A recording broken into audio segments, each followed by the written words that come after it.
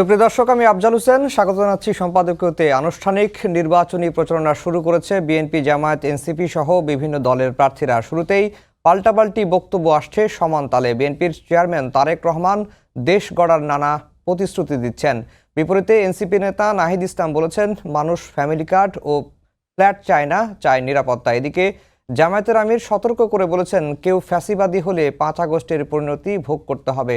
এর মাঝেই টিআইবি জানিয়েছে, অনেক প্রার্থীর হলফনামায় তথ্য গোপনের প্রমাণ আছে। প্রাসঙ্গিক বিষয় নিয়ে আমাদের আজকের সম্পাদকীয় ভোটের মাঠে প্রচার যুদ্ধ। আর এসব নিয়ে কথা বলতে আমাদের স্টুডিওতে উপস্থিত আছেন শাহ ইফতেখার তারিক, সাংগঠনিক সম্পাদক ইসলামী আন্দোলন বাংলাদেশ, এবং রেজাউল করিম রনি, সম্পাদক জবান। দর্শক, আপনারাও এই আলোচনায় অংশ নিতে পারেন। এর জন্য আপনাদের ফোন করতে হবে টেলিভিশনে দেখার নম্বরে, এছাড়া ফেসবুকের মাধ্যমেও আপনাদের মন্তব্য পাঠাতে পারেন। আলোচনা শুরুতেই জানিয়ে দেব এখনকার প্রধান শিরোনামগুলো। সিলেটে তারেক রহমানের নির্বাচনী প্রচারণায় জনস্রোত। সবার আগে দেশ করতে ভোট চাইলেন ধানের শীষে। অতীতের মতো ষড়যন্ত্র রুখতে সবাইকে সজাগ থাকার আহ্বান। মিরপুরে জনসভা দিয়ে প্রচারণা শুরু জামায়াত আমিরের। নতুন পোশাকে ফ্যাসিবাদের উত্থান ঠেকানোর ঘোষণা। সরকার ও ইসির বিরুদ্ধে পক্ষপাতিত্বের অভিযোগ এনসিপির। গণহত্যাকারী শেখ হাসিনার নো ভোট ক্যাম্পেইনে সাড়া দেবে না দেশের মানুষ, বললেন প্রেস সচিব। 12ই ফেব্রুয়ারি জবাব। নির্বাচনের আগের দিনও সাধারণ ছুটি ঘোষণা। এবার নির্বাচনে লড়ছেন 891 কোটিপতি। 25 প্রার্থীর ঋণ প্রায় 19,000 কোটি টাকা, জানালো টিআইবি। সম্পদের তথ্য গোপন করা হলেও যাচাইয়ে ব্যর্থতার অভিযোগ। এবং ভারতের টি-20 বিশ্বকাপ বর্জন বাংলাদেশের। ক্রিকেটারদের সঙ্গে আলোচনার পর জানালেন ক্রীড়া উপদেষ্টা, শ্রীলঙ্কায় খেলতে আবারও আইসিসির সঙ্গে কথা বলবে বিসিবি।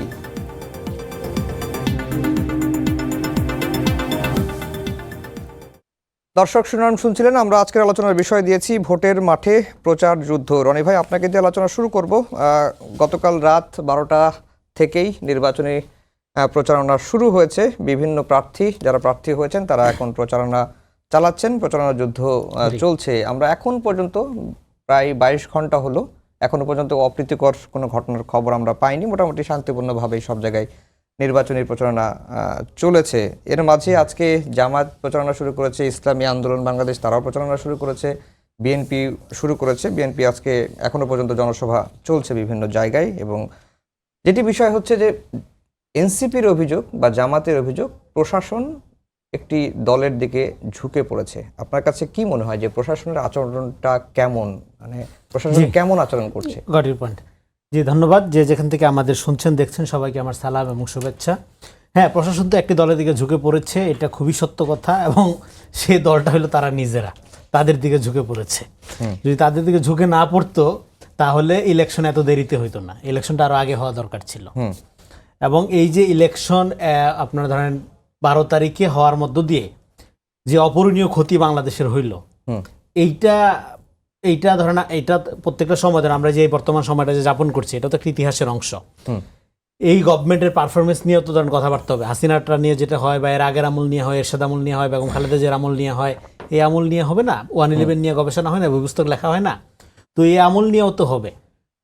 তো সেই আমল, যখন এই আমল নিয়ে লেখা হবে তখন এনসিপি, জামাত এবং তাদের আরও যে আপনার ধরেন যে সরকারের ভেতরের যে সরকারের অংশ, তারা বাংলাদেশটাকে গণতন্ত্র বিরোধী একটা আপনার শাসন কাঠামোর দিকে নিয়ে যাওয়ার জন্য যে ব্যর্থ চেষ্টা করছিল, এটা স্বর্ণাক্ষরে লেখা থাকবে, কলঙ্কিত অক্ষরে লেখা থাকবে। হ্যাঁ, এসব জিনিস স্বর্ণাক্ষরে লেখা থাকে না। তো বলে সেই দিক থেকে, এবং পোস্টাল ব্যালট বিতর্ক, তারপরে হলো যে ধরেন আপনার প্রশাসনে গুপ্তভাবে যেভাবে তারা দখল করছে 5 তারিখের পর থেকে, এই প্রশাসনে এমন কোনো গুরুত্বপূর্ণ পদ তারা দখল করা বাদ রাখে নাই, যেখানে 15 বছর বিএনপি তো ভিড়তেই পারেনি, বিএনপি তো এটা বুঝতেই উঠতে পারেনি। হ্যাঁ, যে আপনি ধরেন এটা আমি বলছিলাম যে ধরেন আপনার প্রবলেমটা কোথায় হয়। আমরা তো মুনাফিকে নিয়ে অনেক ধরনের কথাবার্তা বলি। মুনাফিকের কিন্তু এটাও একটা লক্ষণ যে এই যে হযরত আছেন, উনি আমার ভুল হলে ধরাই দিবেন, যে আমানতের খেয়ানত করে। যখন কথা বলে মিথ্যা বলে, প্রতিশ্রুতি দিলে ভঙ্গ করে এবং আমানতের খেয়ানত করে। 5 তারিখের পরে হাসিনা চলে যাওয়ার পরে রাষ্ট্রটা জনগণের আমানত ছিল। আপনি কোন অধিকার বলে নিজের লোক দিয়ে এগুলো বললেন? প্রশাসন কে? আপনি কথা বলেন নাই কেন? আপনার অন্যান্য কলিগদের সাথে, অন্যান্য স্টেক হোল্ডারদের সাথে হুম। সমস্ত প্রতিভাবান লোক ইউরোপ আমেরিকার থেকে কেন আপনি নিয়ে এসে বিভিন্ন গুরুত্বপূর্ণ পদে বললেন? এরা কই থেকে আসছে? এদের লেজিটিমেসি কে দিয়েছে? এই সমস্ত ভৌতিক নিয়োগ কই থেকে আসছে? সমস্ত প্রতিভা নিউ ইয়র্ক লন্ডনে থাকে, এই জ্ঞান দিছে কে আপনাকে? এগুলো জবাব দিতে হবে আগামী দিনে। তো এখন পলিটিক্যাল রেটরিক্স মারতেছেন, মারেন, অসুবিধা নেই, মানুষ এনজয় করতেছে, শীতের মৌসুম, যদিও শীত কই আসতেছে। তো সব মিলায় যেটা দাঁড়াচ্ছে, এই সমস্ত কথার দুই পয়সার কোনো মূল্য নেই। প্রশাসন বলা হচ্ছিল তারেক রহমান আসে না কেন, হ্যাঁ উনি তো আসতে পারলে আসতেছে না, এই সে উনি আসবে না, নানা সমস্যা, এবং এটা কিনে নানা রকম ষড়যন্ত্র তারা তৈরি করার চেষ্টা করছে, সোশ্যাল মিডিয়া থেকে শুরু করে মেইন স্ট্রিম মিডিয়া পর্যন্ত। আমরা বললাম যে আপনি তফসিল দেন, তফসিল দেওয়ার 3 দিনের মধ্যে আসবেন, 3 দিন না হোক 12 ঘন্টার মধ্যে উনি ঘোষণা দিছে উনি আসতেছে। কারণ একটা সরকার চলা অবস্থায় আর একটা গুরুত্বপূর্ণ কামিং সরকার, যে কামিং প্রধানমন্ত্রী, সে যদি দেশে এসে যায় দুটো প্যারালাল গভর্নমেন্ট তৈরি হয়ে যাবে। যাতে বিএনপির দিকে প্রশাসন ঝুঁকে পড়া এই অবস্থা মনে না হয়, এই অভিযোগ যাতে না হয়, এই জন্য তফসিল ঘোষণার আগ পর্যন্ত লোকটা আসলো না। সমস্ত অপবাদ, সমস্ত গীবত, সমস্ত রকম অপপ্রচার মাথা ব্যথা নিল। তারপরেও আপনারা যে ধরনের কথা বলেন, দেখেন 5 তারিখের পরে রাজনৈতিক সংস্কৃতি পরিবর্তনের কথা আপনারা যে বলছেন, সেটা যে আপনারা মিন করেন না তার প্রমাণ হইল আপনারা বিরোধী দল, ধরেন আপনাদের বিরোধী দল, ধরেন আপনার বিরোধী পক্ষ বিএনপি, সেই বিরোধী পক্ষকে এঙ্গেজ করার এতদিনের যে কালচার, আওয়ামী কালচার ছিল বা আওয়ামী আমলের যে কালচার, আর আপনার পিরিয়ড মানে গণঅভ্যুত্থান পরের যে কালচার, তার মধ্যে একটা পার্থক্য তো আপনাকে সূচনা করতে পারতে হবে। আপনি তো কোনো পার্থক্য সূচনা করতে পারছেন না। পার্থক্য সূচনা একটা বৈশিষ্ট্য কি হবে? আপনি অভিযোগের রাজনীতি থেকে বের হবেন। ধরেন বিএনপি খুব খারাপ, তা আপনি ভালো হয়ে যান, তাহলে তো হয়ে গেল। তো না, বিএনপি খারাপ এই কারণে আপনার কেন ভালো হইতে হবে? আপনি নিজ গুণে ভালো হইতে পারেন না? আল্লাহকে আপনার সেই যোগ্যতা দেয়নি। হ্যাঁ, তো এই যে ফ্যাসিবাদী কৌশল, যে অন্যকে আপনার সবসময় ভিলিফাই করা, ভিলেন বানানো, যে ও খারাপ, ও খারাপ, ওর এইটা খারাপ, ওইটা ওর খারাপ, এটা তো জানি আমরা। বিএনপির 14 সমস্যা আছে, এটা তো জানি। কিন্তু বাংলাদেশে একটা ডেমোক্রেটিক প্রতিষ্ঠান হিসাবে এটা বাংলাদেশের গণতন্ত্র যেরকম ভঙ্গুর, হ্যাঁ বিএনপির অবস্থা এরকম ভঙ্গুর। কিন্তু এটাকে তো আপনার এটা 15-16 বছর একটা ব্যাটেলের মধ্যে ছিল, এটা রাজনীতি গঠন করার সুযোগই পায়নি, এরা দৌড়ের মধ্যে ছিল। আর আপনি তো সবসময় একটা প্রো এস্টাবলিশমেন্ট এবং এন্টি ন্যাশনাল পলিটিক্স করছেন, আপনার হিসাব আলাদা। আপনি সরকারও থাকতে চান, বিরোধী দলও থাকতে চান। ফলে 5 তারিখের পরে, এখানে শর্ট করে ফেললি, 5 তারিখের পরে আপনার এই সমস্ত রেটরিক্স বাদ দিয়ে বিরোধী পক্ষের সাথে রাজনৈতিক মানে বাহাস বা রাজনৈতিক তর্কের একটা আর্ট আপনাকে অর্জন করতে পারতে হবে। আপনি ও খারাপ, ওর এটা ভালো না, ওর এটা দেখতে চান, এরকম না। আপনি যে রাজনীতিটা করতে চান সেটা জনগণের কাছে নিয়ে যান। ওরটা ভালো না খারাপ এটা জনগণ বিচার করবে।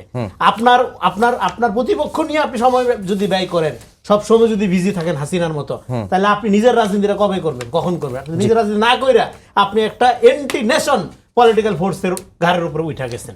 নিজের রাজনীতি যদি আপনি বুঝতেন, তাহলে আপনি আত্মঘাতী সিদ্ধান্ত নিয়ে এখন নিজেকে এইভাবে বিতর্কিত করতেন।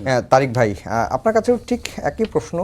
প্রচারণা তো শুরু হলো, আসলে নির্বাচনের সময় এ ধরনের অভিযোগ থাকে, অভিযোগ পাল্টা অভিযোগ হয়, কিন্তু বাস্তবতাটা আসলে কি? প্রশাসন কেমন আচরণ করছে? যেটি এনসিপির নেতা নাহিদ ইসলাম, জামাতের নেতারা বলছেন যে প্রশাসন বিএনপির দিকে ঝুঁকে গেছে, নির্বাচন কমিশনও একটি পক্ষের হয়ে আচরণ করছে। আপনার কাছে কি মনে হয়? ধন্যবাদ আপনাকে। আমার সহ-আলোচক হিসেবে যিনি উপস্থিত আছেন তাকেও মোবারকবাদ জানাচ্ছি, এবং যারা এই মুহূর্তে আমাদের দেখছেন তাদের সকলকে ইসলামী আন্দোলন বাংলাদেশের পক্ষ থেকে আন্তরিক শুভেচ্ছা জানাচ্ছি। নির্বাচনের আনুষ্ঠানিক প্রচারণা শুরু হলো, এটা ভালো লাগছে। দীর্ঘদিন পর আবার নির্বাচনী একটা আমেজ পাওয়া যাচ্ছে, এটা ভালো। এবং অভিযোগ পাল্টা অভিযোগ এটা থাকবেই, এবং এর মধ্য থেকেই ভোটাররা তাদের সিদ্ধান্ত চূড়ান্ত করবেন যে কাকে তারা ভোট দেবেন। আমি আমার ভাইয়ের সাথে প্রায় অনেক বিষয়ের সাথে একমত হলেও 2-1টা জায়গায় একটু দ্বিমত করব। আমাদের বিএনপির চেয়ারম্যান জনাব তারেক রহমান দেশে ফেরত আসা নিয়ে এই জায়গায় আমার মনে হয় যে তিনি নিজেই বিষয়টিকে রহস্যাবৃত করেছেন। তিনি বলেছিলেন যে এটা আমার হাতে না, একক সিদ্ধান্তের না, এবং সেই সিদ্ধান্তটা তিনি কখন নিতে পারলেন এবং যাদের উপর এটা আটকে ছিল, যাদের কাছে, তারা কারা, এই বিষয়টা পরিষ্কার হয়নি। যারা একটু সচেতন তারা এই বিষয়টার প্রশ্নের উত্তরটা খুঁজছে। আমি এটাকে কোনো বিশেষ ইঙ্গিত করছি না, কিন্তু এই বিষয়টা কিন্তু মানে এই উত্তরটা বাকি রয়ে গেছে। যাই হোক, বাকি যেগুলি বলেছেন প্রত্যেকটা বিষয়ের সাথে একমত। এই সরকার যে একদিকে ঝুঁকে গেছে, এই বিষয়টা শুধু আমার কথা না বা ওনার কথা না, দেশের বিদগ্ধজনরা কিন্তু এই বিষয়টা নিয়ে সন্দেহ প্রকাশ করা শুরু করেছেন, শঙ্কা প্রকাশ শুরু করেছেন যে ভালো ক্যাম্পেইন হবে, নির্বাচনে অনেক প্রচারণা হবে, জনগণও হয়তো ভোটটা শেষ পর্যন্ত দিতে পারবে অনেক দিন পর, কিন্তু ফলাফলটা কি পূর্ব নির্ধারিত হবে? এই শঙ্কাটা কিন্তু বিভিন্ন জায়গা থেকে উচ্চারিত হচ্ছে। আমি এই শঙ্কাটা ভুল প্রমাণিত হোক এটা চাই, কেননা না হয় যারা এই কাজটি করবেন তাদের পরিণতি কিন্তু 5ই আগস্টের পরিণতির চেয়ে আরো ভয়ঙ্কর হতে পারে। এটা করে কেউ পার পাবেন না। এই ফলাফলটা আপনি পূর্ব নির্ধারিত হতে পারে বা এরকম একটা শঙ্কা আপনি প্রকাশ করছেন বা অনেকেই বলছেন, না, অন্যের সংখ্যাটা আমি শুধু উদ্ধৃত করছি। উদ্ধৃত করলেন। জি। তো এই পূর্ব নির্ধারিত বলতে কাদের পক্ষে?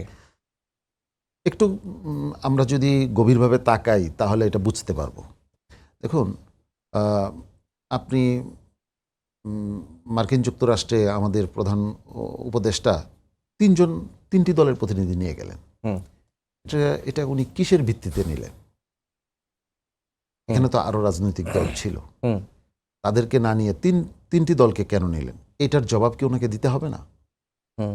উনি কি এমন যে 1 নম্বর দল, 2 নম্বর দল, 3 নম্বর দলকে নিয়ে গেলাম, তাহলে এই দল মাপার মাপকাঠিটা তাকে কে দিয়েছে? কোন মাপকাঠিতে তিনি মাপলেন? শুধু কি তখনই না, এই সম্প্রতি এই যে জুলাই জাদুঘরে ইয়াতে, সেখানে 3টি দলকে তিনি আমন্ত্রণ জানালেন, বাকি দলদেরকে আমন্ত্রণ জানালেন না কেন? প্রশ্ন আসে। আমি একটু ইঙ্গিত করতে চাই, আমরা একটা সমঝোতা করেছিলাম। সেই সমঝোতার শুরুর দিকে সমঝোতার মানে একটি দলের আচরণ খুব ওয়েলকামিং ছিল, দারুণ ছিল। হঠাৎ করে এই আচরণটা পরিবর্তনের রহস্যটা আমরা বুঝে উঠতে পারছিলাম না। পরবর্তীতে দেখা গেলাম যে একটি দল যখন সেই সমঝোতার সাথে যুক্ত হলো, আচরণের মধ্যে একটা পরিবর্তন আসলো কেন? তাহলে এই দল তো আগে বলেছিল যে তারা কোনো ইসলামী দলের সাথে জোট করবে না, ইতিহাসের দায় আছে এমন কারোর সাথে। হ্যাঁ, করবে না, এটাও বলেছে। তো পরবর্তীতে এটা করলেন, এটা কি কারো ইঙ্গিতে বা কারো পরামর্শে করলেন কিনা, এই বিষয়ে আমি তাদেরকে দোষ দিতে চাই না। এই কথাগুলি কিন্তু বাজারে প্রচলিত আছে। সেই বাজারের কথাগুলি আমি বললাম, বোঝা যাবে ফলাফলে আসলে কে কি করেছে। বাতাসে অনেক গুঞ্জন আছে, নির্বাচনের ফলাফল যদি ম্যানিপুলেট করার চেষ্টা করে কেউ, আমি মনে করি তাদের এখনই সেই চিন্তা বাদ দেওয়া উচিত। জি, রনি ভাই, যেটি তারিক ভাই লাস্টের দিকে বললেন যে তারা সমঝোতার মধ্যে ছিলেন এবং একটি দলের আচরণটা শুরুতে ওয়েলকামিং ছিল, কিন্তু মাঝপথে তাদের আচরণটা পরিবর্তন হয়ে যায় এবং সেটি রহস্যজনক, এটি বলেছেন। আর ফলাফল পূর্ব নির্ধারিত কিনা মানুষ শঙ্কা প্রকাশ করছে, সেই উদ্ধৃতিটাই তিনি দিয়েছেন। আপনার কাছে কি এরকম শঙ্কার কথা কখনো শুনেছেন বা আপনার কাছে কি মনে? আমি শঙ্কার কথা শুরুর দিন থেকে বলে আসতেছি এবং এখনো প্রকাশ করি। তো এই আপনার প্রশ্নে যাওয়ার আগে আমি ভাইয়ের ওইটা বলবো, দেখেন ওনার যে ফেসবুক স্ট্যাটাসকে কেন্দ্র করে ওই সময় বিতর্ক তৈরি করা হয়েছিল, এটা তো একজন গণতান্ত্রিক দলের নেতা তার দেশে ফেরা উপলক্ষে এই সিদ্ধান্তটা উনি একক নিয়ন্ত্রণাধীন কিভাবে হয়? একক নিয়ন্ত্রণে হওয়া উচিত না। এই যে তার এত বড় একটা সংবর্ধনা হলো, দলীয় আয়োজনের ব্যাপার আছে, তাকে রিসিভ করার ব্যাপার আছে, তার প্রোটোকলের ব্যাপার আছে এবং তফসিলের ব্যাপারটা নিয়ে কত রকম গরিমসি আপনারা জানেন। ডেট একটু কারেকশন দিই, ওখানে ওনার মায়ের জীবন মৃত্যুর, হ্যাঁ জীবন মৃত্যুর কথা, কিন্তু চিকিৎসার তদারকি তো উনি করছিলেন এবং তখন ওনার বেগম খালেদা জিয়ার মৃত্যু নিয়েও তারা আপনার গুঞ্জন রটাইছে এবং মিথ্যাচার করছে যে আসলে বেগম খালেদা জিয়া মারা গেছে, তাকে এইভাবে রাখা হয়েছে, নানা রকম গল্প আপনারা জানেন। মেডিকেল সায়েন্সে যাদের ন্যূনতমই আছে, একটা মৃত মানুষকে কখনো এইভাবে রাখা যায় না। এবং উনি কিন্তু তারপর কিন্তু উনি মার সাথে দেখা করলেন, আসলেন, তারপরে 5 দিন পরে হ্যাঁ আল্লাহর ডাকে উনি সারা দিলেন। ফলে সব মিলে এই ব্যাপারটার মধ্যে কোনো ষড়যন্ত্র নাই, বরং সরলতা আছে, যেটা আমি তো একা ভাই আসতে পারবো না বলে। হ্যাঁ, তো ফলে যারা ষড়যন্ত্র খুঁজতে চায় তাদের মূল কাজ হলো তারেক রহমানের দিকে ফোকাস করে ফেলে। তারেক রহমানের কাজ করতেছে, সে তার কাজ ভালো না হলে জনগণ সিদ্ধান্ত নেবে, সুইরা ফেলবে। আপনি আপনার কাজটা করেন না কেন? তারেক রহমান নিয়ে আপনার উতলা হওয়ার দরকার কি? আপনার রাজনীতি নাই, আপনার আর কোনো কাজ নেই। তারেক রহমানকে জনগণ বিচার করবে, তার কাজকর্ম ভালো, তার ফ্যামিলি কার্ড ভালো কিনা, কৃষি কার্ড আসলেই বাংলাদেশের মানুষের জন্য দরকার আছে কিনা, নাকি আপনার এসি ঘরের সংস্কার কমিশনের চা বৈঠকই সবচেয়ে গুরুত্বপূর্ণ বাংলাদেশের জন্য, এটা মানুষ বিচার করবে। আপনি আপনার রাজনীতিটা করেন। 5 তারিখের পরে আমরা চাইছি কি? চাইছি যে যার রাজনীতি করবে, কিন্তু তা না করে আপনি যে প্রশ্ন করলেন, দেখেন এই আশঙ্কাটা কেন তৈরি হচ্ছে? স্বচ্ছতার অভাব। আপনি 5 তারিখের পরে গণঅভ্যুত্থান একটা হিউজ ব্যাপার, আমরা জানি, এগুলো নিয়ে বহু কথা বলছি, কিন্তু সাধারণ মানুষের কি পরিবর্তন হয়েছে? এখন কি ঘুষ ছাড়া চাকরি হয়? এই যে একটা পে স্কেলের ব্যাপার নিয়ে আলাপ হচ্ছে, এই নির্বাচনের আগ মুহূর্তে সরকার তড়িঘড়ি করে এমন এক জিনিস চাপাই দিয়েছে আগে, ফলে কামিং সরকার, যে সরকার আসবে, সে তো একটা ভাদের মধ্যে পড়বে। এই পে কমিশনের যে স্ট্রাকচার, বৈষম্যের লেভেল দেখছেন আপনি? নিচের দিকের যারা তাদের সাথে উপরের দিকে কর্মকর্তার বৈষম্যের লেভেল দেখছেন আপনি? এই যে আমলা প্রজাতন্ত্রী বাংলাদেশ সরকার টিকায় রাখার যে নানা রকম চেষ্টা, এবং এখানে যারা ভালোভাবে কাজ করার চেষ্টা করছে, যারা নিরপেক্ষভাবে কাজ করার চেষ্টা করছে, নিরপেক্ষ মানে রাষ্ট্রপক্ষভাবে প্রফেশনাল দৃষ্টিভঙ্গি থেকে কাজ করার চেষ্টা করছে, তারা আওয়ামী আমলেও যেরকম নির্যাতিত ছিল, এই আমলেও নির্যাতিত। বাংলাদেশে ভালো লোক তৈরি হয় না কেন? কারণ আপনি মুখ চেয়ে চেয়ে আচরণ করেন। আপনার দলের লোক হইলে আপনি তাকে মাছের টুকরা বড়টা দেন, মাথা দেন তুললা। আর নিজের দলের আদর্শের বাইরের লোক, যোগ্য লোক, হ্যাঁ, তারা যতভাবে পারা যায় অপমান অপদস্থ করার আয়োজন করা হয়। ফলে এখানে কোনো মানুষ সম্মান নিয়ে কাজ করতে চায় না, থাকতে চায় না। সরকারি চাকরিটা একটা সোনার হরিণ হয়েছে, লুটপাটের একটা সিন্ডিকেট হয়ে উঠছে। ভাই, একটা দেশ আগায় যাচ্ছে, এটা আপনি বুঝবেন কখন? যখন সরকারি চাকরির জন্য লোক খুঁজে পাওয়া যাবে না। তোমার টাকা পয়সা বানানোর দরকার, প্রাইভেট সেক্টরে যাও। সরকারি চাকরিতে কেন যাবে? সরকারি চাকরি কারা করবে? যারা দেশ ও জনগণকে সেবা করবে, গরিবানা জীবন বাইছে নিবে, তারা সরকারি চাকরি করবে। যারা আরাম আয়েসে লোভ লালসার মধ্যে, হ্যাঁ, আপনার থাকার দরকার আছে, হ্যাঁ, আপনার বড়লুকি করার দরকার, তার জন্য সরকারি চাকরি না। গরিব মানুষের দেশ এটা। সরকারি অফিসগুলোতে যান আপনি, দেখেন কি অবস্থা। ফলে এই পুরা প্রক্রিয়াটা, পুরা রাষ্ট্রটা কি জনবান্ধব করার কোনো উদ্যোগ নিচ্ছে? এই যে সংস্কার কমিশন নিয়ে এত আলাপ হয়, হা না ভোট নিয়ে এত আলাপ হয়, আরে ভাই, সমস্ত দল তো এখানে স্বাক্ষর করছে। হা ভোট জিতলে কি, না জিতলে কি, না ভোট জিতলে কি, না জিতলে কি, এটা তো বাস্তবায়ন করতে হবে তাদের। কারণ যে দলগুলো সম্মিলিতভাবে স্বাক্ষর করছে, এদেরই কেউ না কেউ তো সরকার গঠন করবে, না কেউ নতুন দল আসমান থেকে পড়বে সরকার গঠন করার জন্য এই কয়দিনের মধ্যে, 20 দিনের মধ্যে। করার তো কথা না। তাহলে যদি করে, ভোট যাই আসুক, ও তো অঙ্গীকার কইরা ফেলছে, স্বাক্ষর, সে তো এটা বাস্তবায়ন করতে বাধ্য। তার মানে তারপরেও আপনি যতভাবে পারা যায় গণতান্ত্রিক প্রক্রিয়াকে আন্ডারমাইন করে এখানে একটা কাঠামোগত ফ্যাসিবাদ, যেটাকে আমরা লেট ফ্যাসিজম বলি, সেটাকে বিপ্লবী উত্তেজনার মধ্য দিয়ে হাজির করা এবং গণতান্ত্রিক আকাঙ্ক্ষা, সাধারণ জনগণের এই যে ন্যাশনাল ইন্টারেস্ট, এটাকে আন্ডারমাইন করার একটা সুপরিকল্পিত চক্রান্ত শুরুর দিন থেকে আছে। সেই চক্রান্তটা জনগণকে ভেস্তে দিতে হবে। এটা রাজনৈতিক দল, এখানে দেখেন বিএনপি একটা খুবই কঠিন সিচুয়েশনের মধ্যে আছে। সরকারের একাংশ তার বিরুদ্ধে, হ্যাঁ, এদিক দিয়ে এক সময়ের তার মিত্র যারা, তারা আওয়ামী লীগ যে সমস্ত অভিযোগ করতো, যেভাবে ক্যারেক্টার অ্যাসাসিনেশন করতো, তারা ভাই সমালোচনা করেন। সমালোচনার চেয়ে হেলদি জিনিস তো আর নাই। কিন্তু আপনি চরিত্র হননের যে রাজনীতির পথ বেছে নিছেন, তাতে করে যে দোষটা বিএনপি করে আর যে দোষটা বিএনপি করে না, দুইটাই গজব মনে হয়।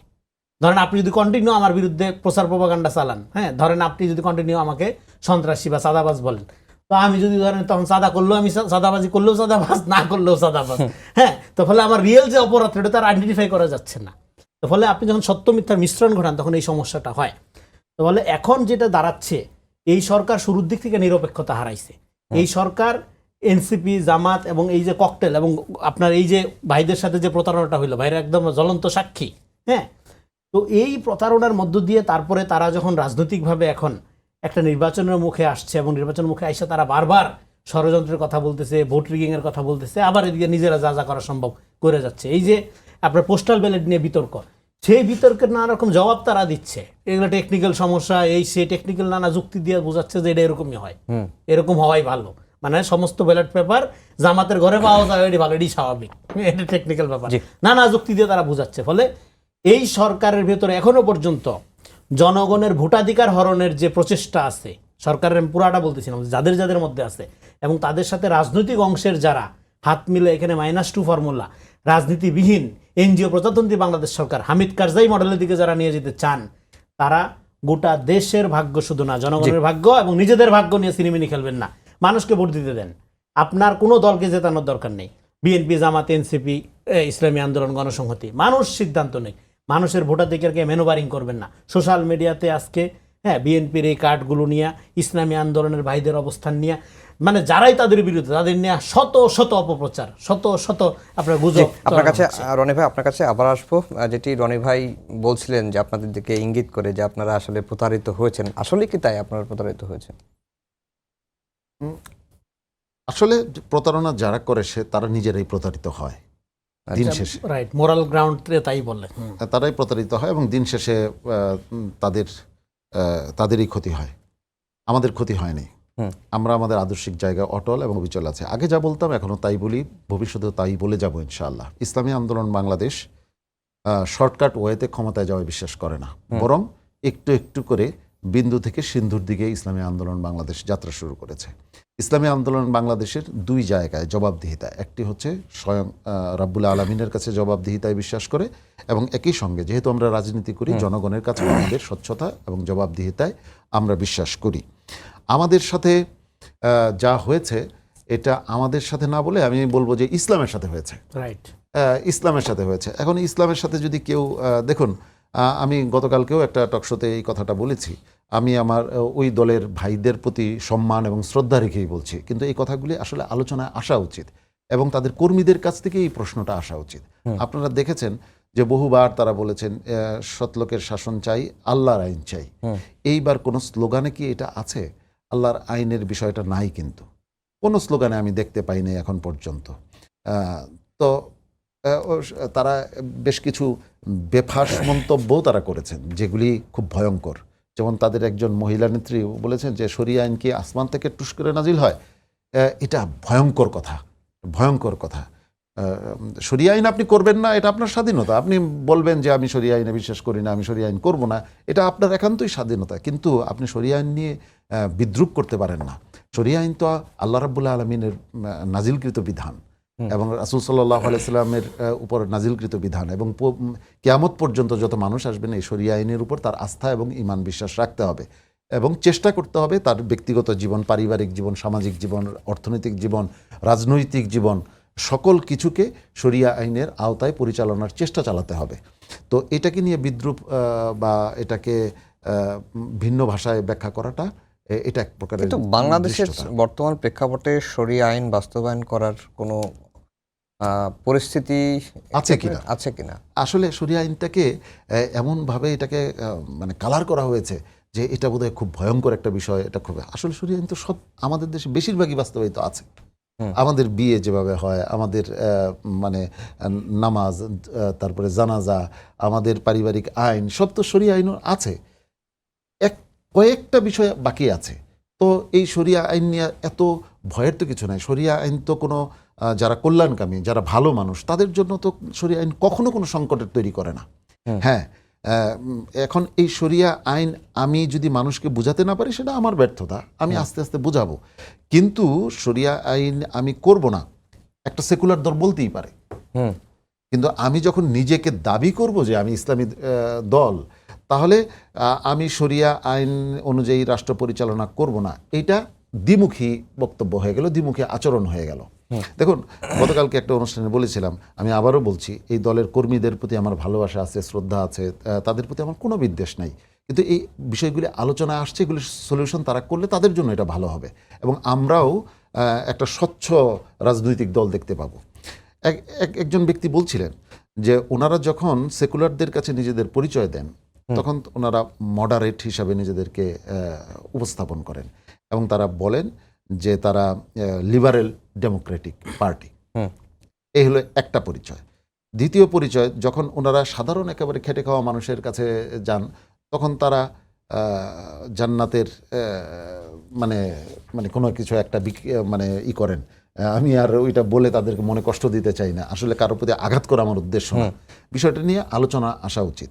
এটা হলো দ্বিতীয় একটা। আর তৃতীয় আরেকটা হলো, যখন ওনারা নিজেদের কর্মীদেরকে তৈরি করেন তখন ওনাদেরকে আনুগত্যের জন্য, দলের প্রতি এবং এসব আনুগত্যের জন্য ওনারা ইসলামী আন্দোলনের সমস্ত মেজাজ তাদের উপরে তখন তারা তরবিয়ত দেন যে এইভাবে চলতে হবে। তাহলে একটি দলের তিনটি পরিচয়, একটি লিবারেল ডেমোক্রেটিক, একটি হচ্ছে একেবারে জান্নাতের মানে বিষয়, আরেকটি একেবারে হলো যে ইসলামী আন্দোলনের একেবারে বেসিক জিনিসগুলি করেন।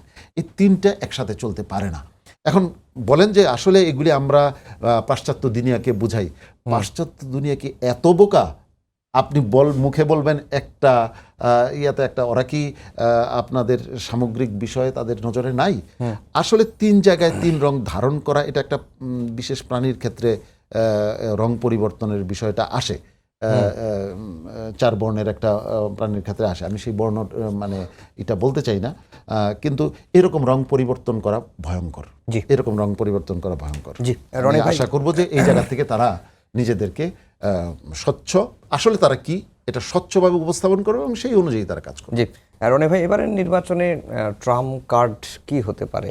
এবারের নির্বাচনে ট্রাম্প কার্ড বাংলাদেশের জনগণ, কোনো কার্ড না। এই যে কার্ড কথাটা যে আমরা বলি, নির্বাচন কোনো জোয়া খেলা না।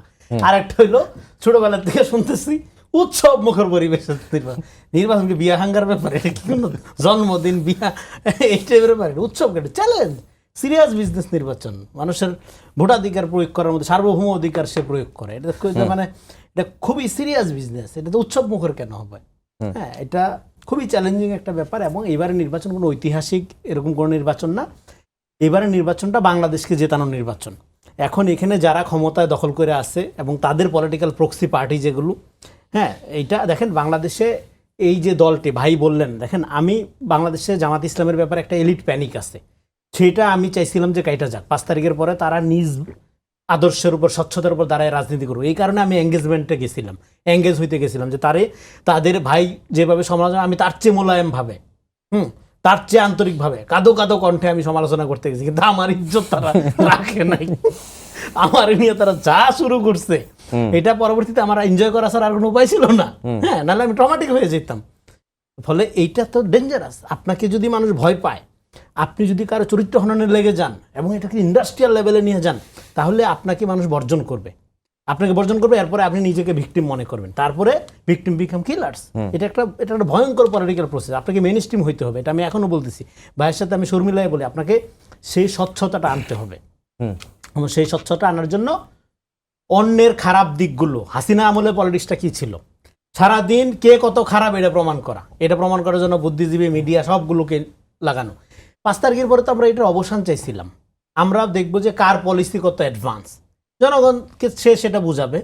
সেটা বোঝানোর জন্য আচ্ছা ওর পলিসির মধ্যে এটা খারাপ আছে, ও আমারটাই ভালো শুধু, হ্যাঁ আমি তো এটা অনেক আগে করছি, এরকম না। আপনি ডোর টু ডোর এঙ্গেজমেন্টে যাবেন, জনগণকে বুঝাবেন এবং সেখানে একটা সততার পরিচয় দিবেন। কিন্তু যে জিনিস আল্লাহ পাক ছাড়া অন্য কারো এখতিয়ারাধীন না, সেই জিনিস আপনি জনগণকে অফার করতে পারেন না নির্বাচনের নামে। দেখেন, ভোট, ক্ষমতা, রাজনীতি এগুলো অনেক তুচ্ছ বিষয়, কিন্তু মানুষের ইমান এটা তো দুনিয়াবি কোনো বিষয় না। এটা আপনাদের এটা এত বড় বিষয় যে সারা পৃথিবী যদি কাউকে লেখা দেয়, তারপরে সে ইমানের সাথে স্যাক্রিফাইস করবে না। সে হয়তো আপনার মতো করে রিলিজিয়াস না, হ্যাঁ আপনার মতো করে সে হয়তো আপনার তরিকার মতো করে সে ইসলাম মানে না বা ধর্ম মানে না, কিন্তু মানুষের ইমান, সাধারণ মানুষের ইমানের জোর বাংলাদেশে আমি অন্তত বিশ্বাস করি একজন সাধারণ মুসলমান হিসাবে এই লেভেলের যে সারা দুনিয়া তার হাতে যদি লেখা দেন সে তার ইমান বিক্রি করবে না। কিন্তু সেখানে আপনি যে পলিটিক্স বাদ দিয়ে ন্যারেটিভসে ঢুকে গেলেন, সেটা তো হাসিনাও করছিল। হ্যাঁ, এবং এইখানে আজকে দেখেন আপনি 4 কদম আগান 8 কদম পিছান, এগুলি কইরা আপনার বন্ধুকে শত্রুকে এটা আপনি গুলাই ফেলেন। আপনার যারা বন্ধু ভাই, তাদেরকে আপনারা কিভাবে আক্রমণ করেন, আমাদেরকে ভাইদেরকে, এবং এক সময়ের আপনাদের দীর্ঘদিনের মিত্র, তাদের সাথে একটা এঙ্গেজমেন্ট বা আর্গুমেন্টের তরিকা আর যদি আপনি রপ্ত করতে না পারেন, আপনি যদি নিজের একটা সুপ্রিমেসি কমপ্লেক্সে ভোগেন, তারপরে হলো ছলে বলে কৌশলে গুপ্ততার ভিতর দিয়া গুরুত্বপূর্ণ পদগুলো দখল করে ওটাকে ম্যানুভারিং করে, হ্যাঁ অন্যর বিরুদ্ধে প্রোপাগান্ডায় নামেন, তাহলে আপনার রাজনীতিও আগাবে না, আপনার রাজনীতিতে জয়লাভ করবে না। আপনাকে না ইসলামিস্ট অংশ বিশ্বাস করতে পারছে, না আপনার ডেমোক্রেটিক গণতান্ত্রিক অংশ বিশ্বাস করতে পারছে, তাহলে আপনার তো ফ্যাসিস্ট হওয়া ছাড়া আর কোনো পথ খোলা থাকতেছে না। এবং ফ্যাসিজম সবসময় অনুভূতির রাজনীতি করে। হাসিনা যেরকম 71-এর চেতনা করছিল, আপনি জুলাইয়ের কেউ না। জুলাই কি একটা নির্দিষ্ট দলের ব্যানারে হয়েছিল না? আপনি কে জুলাই বইরা চিৎকার মারেন? আপনি কই থেকে আসছেন? আপনি কোথায় ছিলেন 5 তারিখের আগে? জুলাই সর্বদলীয় ন্যাশনাল ফেনোমেনা, এটাকে নিয়ে যে আপনি বাণিজ্যের মধ্যে ঢুকে গেলেন 1.5 বছর না যাইতে, আজকে জুলাই যোদ্ধা, জুলাই সাথে না শুনলে মানুষ হাসাহাসি করে। শুধু তো জুলাই না, ধর্মকেও তো সামনে নিয়ে আসা এটা করাই যাবে না। এটা তো ভাই বলছে সুন্দর করে, এটা আপনি কোনোভাবেই করতে পারেন না। এটা আপনি আজকে শোনেন, আজকে যদি তারা যে সমস্ত কথাবার্তা বলতেছে, ধরেন হাইপোথেটিক্যালি ডক্টর ইউনূসের সরকার একটা শরিয়া সরকার, ধরেন হাইপোথেটিক্যালি, তাইলে তারা ধর্মকে নিয়ে এই পর্যন্ত যা যা ব্যবহার করছে 60% লোকের ফাঁসি হয়ে যেত শরিয়া আইন অনুযায়ী, যদি ভাগ্যবান আল্লাহ বাঁচাইছে যে শরিয়া কায়েম হয়নি। ডক্টর ইউনূস যদি একটা শরিয়া মোতাবেক সরকার হইতো, তা নাই হয়ে যেত এরা এতদিনে। ইসলামকে তারা কৌতুকের বিষয় বানাই ফেলছে। ইসলাম এরকম না। বাংলাদেশে মানুষ মুসলমান হওয়ার মধ্যে দিয়ে শুধু ধর্ম অর্জন করে নাই, মানুষ হওয়ার মর্যাদা অর্জন করছে। এটা জমিদার বিরুদ্ধে মুভমেন্ট থেকে শুরু করে এটা এখানে ফাজলামি পাইছেন আপনি। ইসলামের ঠিকাদারি আপনার হাতে ছেড়ে দিছে এখানে। এটা শাহ অলিউল্লাহ দেহলবী রহমতুল্লাহ এর ভূমি, এটা হাবিজি হুজুরের ভূমি। ইসলাম নিয়ে আপনারা ফাজলামি করেন না, আর যাই করেন রাজনীতিটা করেন ঠিকঠাক মতো। ফলে এখন ভোট আসতেছে, আপনারা ধরেন জোয়ার তৈরি করা মানে ফ্যানাটিসিজম যে জিনিসটা আমি বলি, দেখেন প্রবলেমটা হলো অন্য জায়গায়। প্রবলেমটা হলো যে ফ্যানাটিসিজম কি মানে হুজুকেপনা যেটা, সেটা হলো আপনি যখন মিথ্যা দিয়ে সত্য কায়েম করতে পারবেন বলে মনে করেন, তখন আপনি আর নীতির মধ্যে ঠিক থাকতে হবে এটা মনে করেন না। বলেন যে আগে কৌশলে জয় হয়ে নেই, নীতি পরে দেখা যাবে। এটা করতে গিয়ে আপনি ডে টু ডে আপনি নিজেকে নিচে নামায় ফেলেন। আপনি সমস্ত রকম মিথ্যাকে সত্য আকারে হাজির করার চেষ্টা করেন। আপনার যদি সত্যই ধরেন আপনার লক্ষ্য হয়ে থাকে পরম সত্য আপনি কায়েম করবেন, হ্যাঁ একটা ডিভাইন অর্ডার আপনি কায়েম করবেন, তার পত্রাও সত্য হইতে হবে, তার পত্রাও সত্য হইতে হবে। সিরাতুল মুস্তাকিমের বাইরে ইসলামে আর দ্বিতীয় কোনো পথ আছে আমার জানা নেই, থাকলে আমারে শিখাই দিবেন। তারিক ভাই, আপনারা তো এককভাবে নির্বাচন করছেন প্রায় 269টি আসনে, 258টি আসনে আপনারা প্রার্থী দিয়েছেন। আপনাদের জরিপ কি বলছে বা আপনারা কেমন করতে পারেন নির্বাচনে, আপনাদের প্রত্যাশাটা কি? ধন্যবাদ আপনাকে। আমি ভাইয়ের কথার সাথে বিনয়ের সাথে দুই একটা জায়গায় একটু দ্বিমত করব। সেটা হচ্ছে উৎসব মুখরতার বিষয়ে বললেন নির্বাচনে। একজন ভোটারের কাছে কিন্তু নির্বাচন আসলে একটা উৎসবের মতো। সেটা ভোটারের কাছে থাকুক, রাজনৈতিক দলের কাছে না। ভোটারের কাছে একটা উৎসব মুখর, যেমন নির্বাচনী ক্যাম্পেইন যখন শুরু হয় ভোটার এটা এনজয় করে। এই যে এনজয় করে যে সবাই আমার কাছে আসছে, সবারটা আমি শুনছি এবং আমাকে ভোট দিতে হবে, এবং সে যে দলের সমর্থক তার মধ্যে একটা মানে হরমোন কাজ করতে থাকে, উত্তেজনা কাজ করতে থাকে, এটা একটা উৎসব মুখরতা বটে। আরেকটা বিষয় উনি বললেন যে ওইটা ওনার সাথে আমি একমত হয়ে বলতে চাই। উনি একটা চমৎকার কথা বলেছেন, অত্যন্ত যৌক্তিক। সেটা হচ্ছে ট্রল করে মিথ্যা প্রচারণা করে কোনোদিন সত্যের বিজয় অর্জন করা সম্ভব নয়। এটা আমি কোনো বিশেষ দলকে বলছি না, এটা আমার দলের কোনো কর্মীও যদি এটা করে থাকে সে নিজের ক্ষতি করছে এবং সে তার দলের ক্ষতি করছে, তার দলকে সে মানে শেষ করে দিচ্ছে। অতএব আমি যে আহ্বানটা জানাবো সকল রাজনৈতিক দলের কর্মীদের প্রতি, আপনি যদি আপনার দলকে ভালোবাসেন অন্তত মিথ্যা দিয়ে সত্যের মোকাবেলা আপনি করতে যায়েন না। মিথ্যা দিয়ে আপনার দলকে প্রতিষ্ঠা করা সম্ভব না। এবং দিন শেষে যারা একটু পর্যবেক্ষক সচেতন মানুষ তারা কিন্তু দেখে কারা বেশি মিথ্যা প্রচারণা চালায়। এটা কিন্তু বিভিন্ন দলের সাথে কিন্তু এটা ট্যাগ হয়ে গেছে যে এরা এই ট্রলটা করে, এরা মানে আরেকটা শব্দ দুই বর্ণের, ওইটা আমি নাই বলি, ওইটা তারপরে যারা মিথ্যা প্রচারণা চালায় এটা এই দলটির সম্ভাবনাকে নস্যাৎ করে দিচ্ছে, মানুষকে বিমুখ করে ফেলছে। তো এই জায়গা থেকে সমস্ত রাজনৈতিক দলের নেতাকর্মীদেরকে আমি ফিরে আসার আহ্বান জানাবো। আমি আশাবাদী হতে চাই। আমি যে জায়গায় আশাবাদী হতে চাই, এই যে কিছু মানে একে অপরের বিরুদ্ধে কথাবার্তা চলছে, কিন্তু সবার মনের গহীনে একটা স্মৃতি কিন্তু তাজা আছে, সেটা হচ্ছে 5ই আগস্টের স্মৃতি। আমি আশা করব যে কেউ ওই স্মৃতির উপরে প্রলেপ দিবেন না, কারণ স্মৃতির উপরে প্রলেপ দিয়ে পরিণতি ঠেকানো যাবে না। অতএব আমি আশা করি হয়তো সাময়িক মানে কাদা ছোড়াছুড়ি হবে, একে অপরের বিরুদ্ধে হবে, কিন্তু শেষ পর্যন্ত সবাই একটা নতুন শিক্ষা নেবে। আমি বিএনপিকে ধন্যবাদ জানাই। বিএনপির নেতৃবৃন্দ অন্তত নেতৃস্থানীয় পর্যায় থেকে মানে কিছুটা ইতিবাচক বার্তা দেওয়া হচ্ছে সব বিষয়ে, এবং অন্যান্য দলগুলিও, সকল দলের মধ্যেই এই ইতিবাচকতা আছে। এমনকি জামাতে ইসলামীর মধ্যেও বেশ কিছু ইতিবাচকতা পরিলক্ষিত হচ্ছে।